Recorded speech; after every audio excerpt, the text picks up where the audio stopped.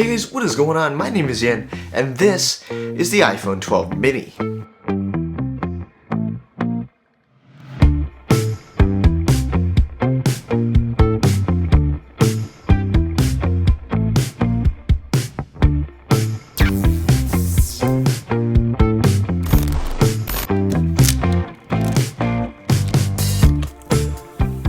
The iPhone 12 mini is Apple's newest entry into the compact smartphone market. It serves a customer that doesn't quite want the huge displays of today's modern devices, but still wants the new features and better cameras of those devices.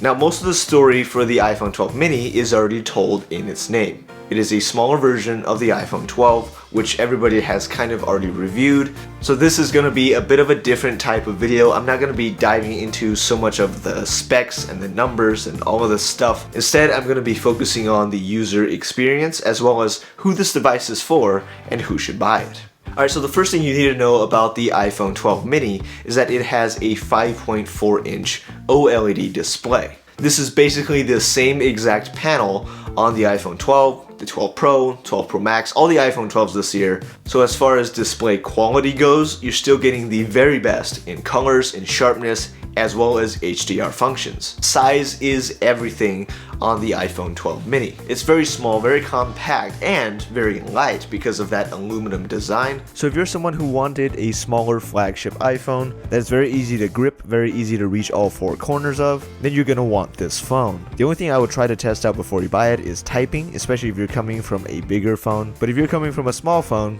then this is no issue at all. Face ID is still fast and responsive, but a little hard to use with a mask on. Also, the notch does seem a little bit bigger because the phone itself is smaller, so the top two ear corners are gonna be a little bit smaller. By the way, if you put the iPhone 12 mini next to the Pro, next to the Pro Max, you can see that there is a massive difference from each step up. You have your super compact tiny phone and your medium size, standard sized phone, and then you got your extra large double cheeseburger from In-N-Out, if you know what I'm talking about. Now, you guys know, if you've been on this channel, my favorite iPhone of all time was the original iPhone SE, and this 12 mini kind of just continues that sentiment. Except this time, you're getting all the big flagship features, even some from the Pro line, in this tiny, compact, one-handable form factor, which is just...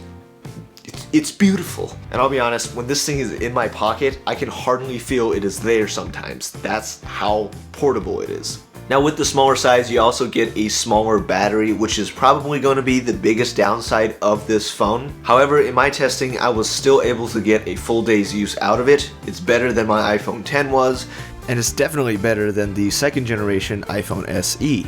With medium use, I got about 6 to 7 hours of screen time, but if you try to do anything like heavy gaming or graphics processing, using 5G, using the cameras, you're gonna feel that impact in your battery a lot more than you would with the other iPhone 12s. It has the same A14 Bionic chip as all the other iPhone 12s, and I have noticed that it does heat up while under load or while charging.